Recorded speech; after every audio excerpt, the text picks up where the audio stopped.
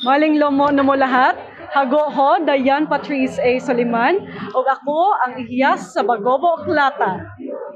So niapil ko diri sa hiyas sa Kadayawan no, kay isa sa tumong yun ako or one of my major objectives is to showcase ay sorry po. Okay lang usap to sir. Okay.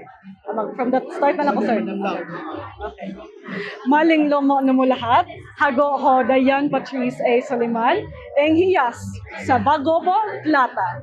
Na ako diri sa hiyas sa Kadayawan because one of my major objectives is to showcase the culture, the heritage, and the traditions of my tribe, which is the Bagobo, Plata. So si advocacy nato is you be proud as the Iya sa Kadayawan 2026. Now, my advocacy is called or is named Project Mulo, Propagation and Saving of Indigenous Plants Used as Natural Dyes.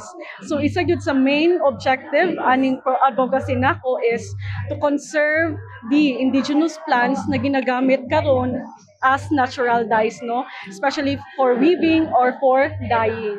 Now ang kaning ako ang advocacy, as we can all see, no, as modernization and environmental changes, kani sila nagathreaten ni siya sa tuang mga paggamit og dye karon, no. So kana isa sa kong tumong sa akong advocacy is to establish a nursery to propagate the seedlings of these indigenous plants.